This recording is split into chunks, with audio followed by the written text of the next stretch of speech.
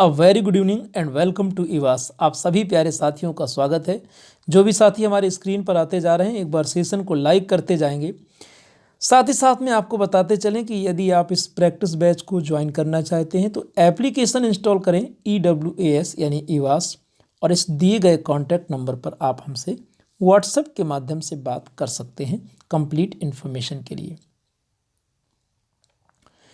तो चलिए फिर आज की इस प्रैक्टिस को शुरू किया जाए। जो साथी हमारे टेलीग्राम में जुड़े हैं उन सबको पता है इस समय जो क्रिटिकल टाइम चल रहा है और मैं इस समय आउट ऑफ स्टेशन हूँ। इसके बावजूद हमारी कोशिश है कि आपको क्लासेज मिलती रहें। तो कुछ ये मेरा छोटा सा एक प्रयास है, यदि आपको अच्छा लगे तो आप इसे एप्रिसिएट कर सकते हैं। प्रैक्टिस में आपको यकीन दिलाता हूँ कि बहुत ही बेहतरीन है और आपके सभी फोर्थ कमिंग एग्जामिनेशंस के लिए इम्पॉर्टेंट है। तो चलिए पहला क्वेश्चन स्पॉटिंग एरर से है और देखते हैं कि क्या है आज का ये क्वेश्चन जो है खास आपके लिए। If you describe someone as a maverick, you mean that he is unconventional and independent and do not think or behave in the same way as other people। तो चलिए सभी साथी आंसर करेंगे and the right answer is, तेजी से जवाब करेंगे सभी साथी, and the right answer is option C. यहाँ पर आपका ऑप्शन सी सही जवाब है। यहाँ पर पीपल के बाद हम सब्जेक्ट का यूज करेंगे, एज अदर पीपल डू लगा देंगे अपनी तरफ से। नेक्स्ट क्वेश्चन पर बात करेंगे, क्वेश्चन नंबर 2 पर। King penguins are active throughout the long summer days. बहुत ही ध्यान से देखेंगे। King penguins are active throughout the long summer days. Question number 2 में रेस्पॉन्ड करेंगे। You all are suggested to reply in question number 2। फटाफट जवाब करिए and the right answer is option D. यहाँ पर किसी भी तरीके की कोई ग्रामेटिकल एरर नहीं है। नेक्स्ट क्वेश्चन नंबर 3 पर बात करेंगे। Bharatanatyam will also feature in the 2-week world music festival. चलिए क्वेश्चन नंबर 3 में बोलेंगे भरतनाट्यम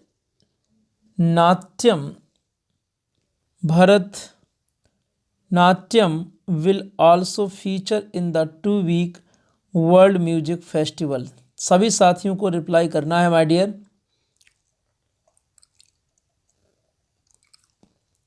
तो यहाँ पर आप देख पा रहे हैं ऑप्शन ए में एरर है।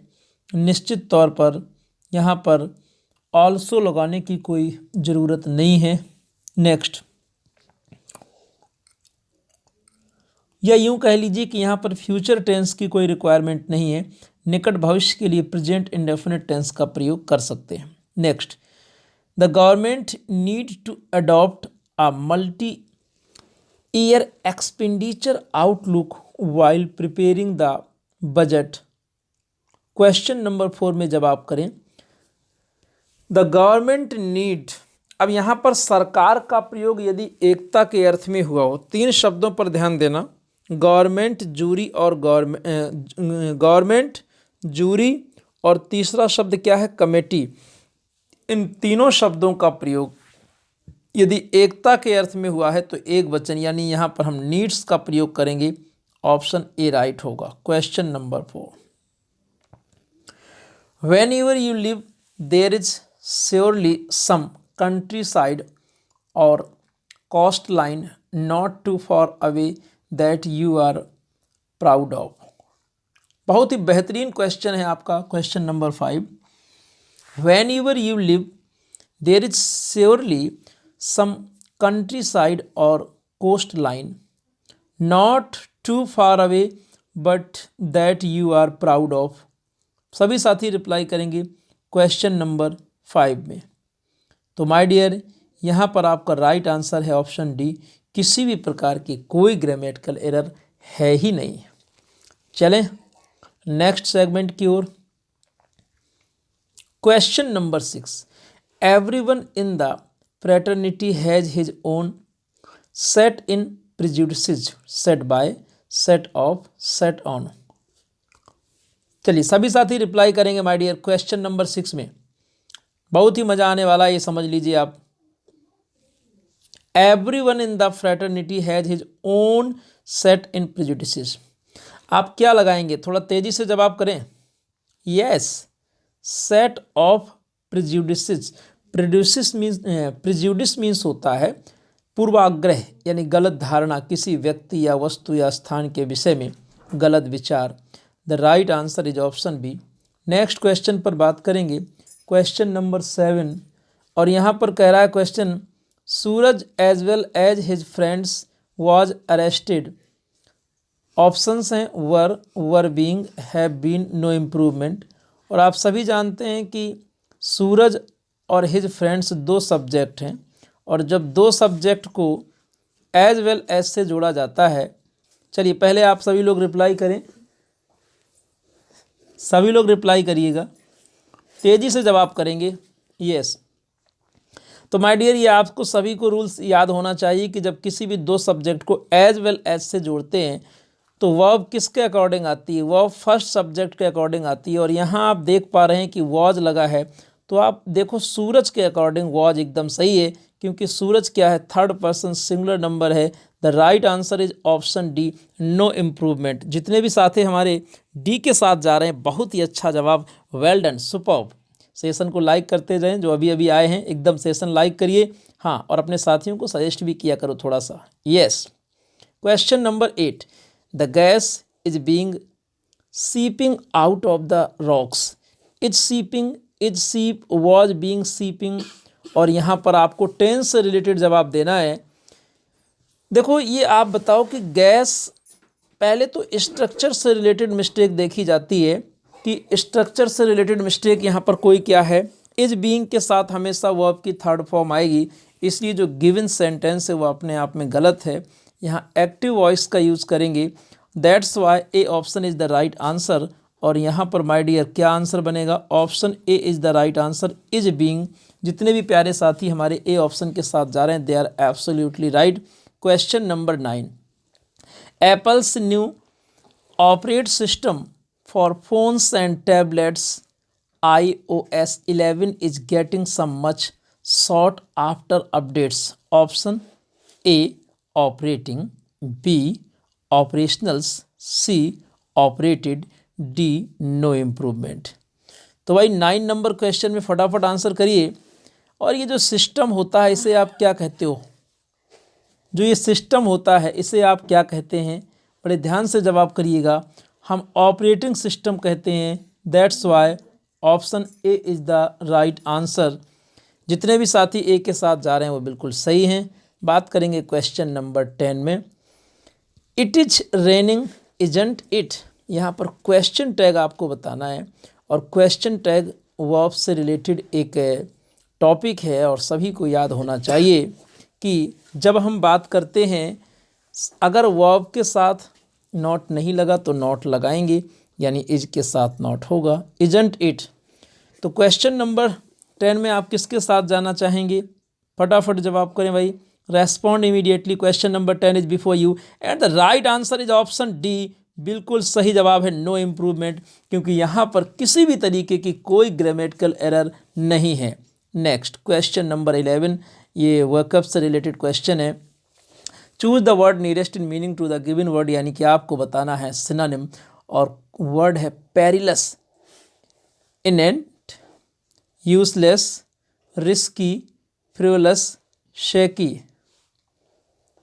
तेजी से जवाब करें तो सभी साथियों को याद होना चाहिए कि पेरिलस का मतलब क्या होता है, बताएंगे। पेरिलस का मतलब होता है खतरनाक। क्या होता है, खतरनाक होता है। तो अब दिए गए ऑप्शन में आप रिस्की आंसर के साथ जाएंगे।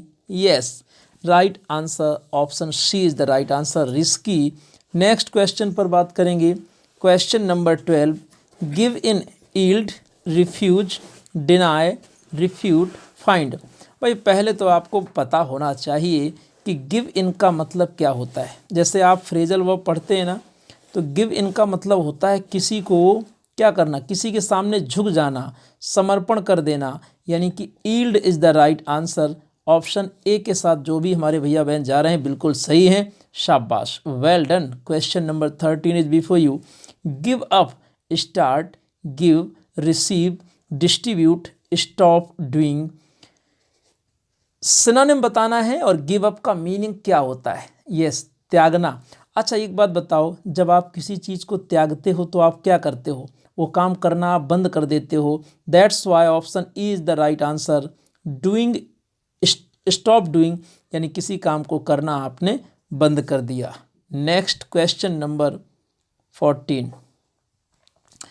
रीएटिरेट, frustrate, illustrate, repeat, deny, recite. Respond immediately. Question number 14 is before you.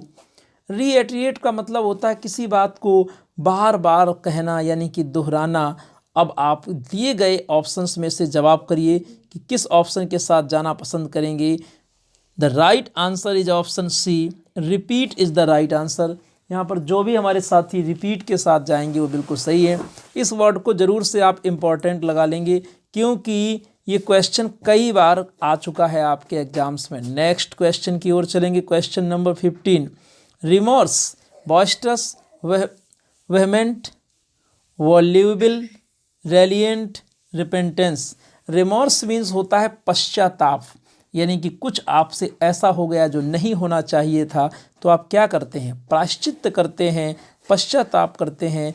The right answer is option E. जो भी साथी रिपेंटेंस लगा रहे हैं वो बिल्कुल सही हैं।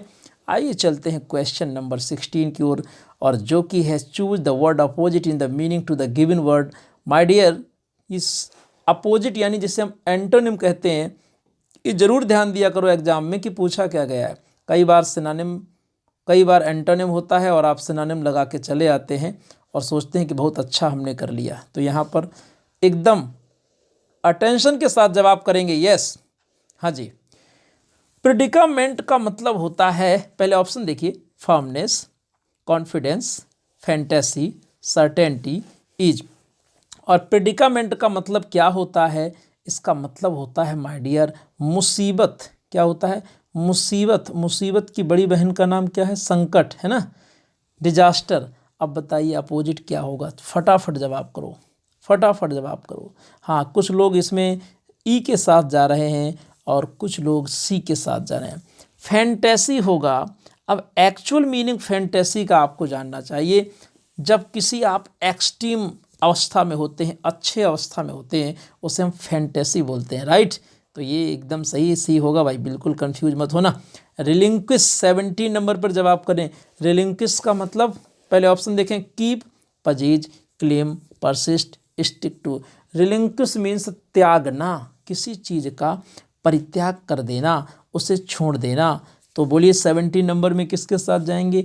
स्टिक टू का मतलब होता है लगे रहना, चिपके रहना, छोड़ना ना। तो पक्की बात है कि अपोजिट होगा E. Yes. Next question number 18 is before you. Retrogressive, what is the opposite of retrogressive? Options, progressive, advancing, furthering, forwarding, improving. 18 number. Retrogressive का मीनिंग कोई बता सकता है? हमारे जितने भी साथी यहाँ पर बैठे हुए हैं, देख रहे हैं क्लास, हाँ जितने भी लोग क्लास देख रहे हैं, बताएंगे? कोई भी पता ही नहीं है? चलिए लिखिए, पतनशील। पतनशील भाई देखो, कॉपी पेन लेके बैठा करिए सब लोग, है ना, क्योंकि आप यूट्यूब की तरह देखेंगे तो मज़ा नहीं आएगा बिल्कुल। पतनशील। अब बताओ अपोजिट क्या होगा? तो निश्चित तौर पर progressive is the right answer. Progressive का मतलब होता है प्रगतिशील। पक्की बात हो गई। चलें, ये रही क्वेश्चन नंबर 19। विवेशस। अब इसी को कई लोग विवेशियस पढ़ते हैं, वो अलग मैटर है, लेकिन याद रखना क्वेश्चन इंपॉर्टेंट है। Languid, open, strong, bright. My dear, ये बहुत ही, इन वर्ड तो थोड़ा सा अच्छा है, लेकिन इसका अपोजिट जो बनेगा वो नेगेटिव होगा। विवेशस का मतलब होता है चंचल, एक्टिव, एकदम सक्रिय। और लैंग्विड का मतलब होता है, लैंग्विड मीन्स मरियल, एकदम सुस्त, जो पड़ा हुआ है, निठल्ला, है ना, एकदम कुछ करता धरता नहीं, उससे लैंग्विड बोलेंगे। That's why A option is the right choice. Question number 20 is before you. Voluntary, what is the opposite of voluntary? Options, involuntary, instinctive, compelled, coercive, forced. ध्यान से जवाब करना, अपोजिट बताना है।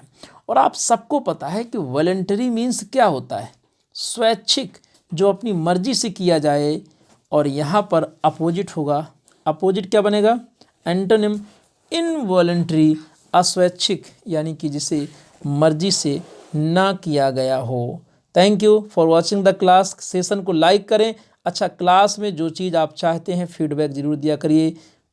फिर मिलते हैं नेक्स्ट।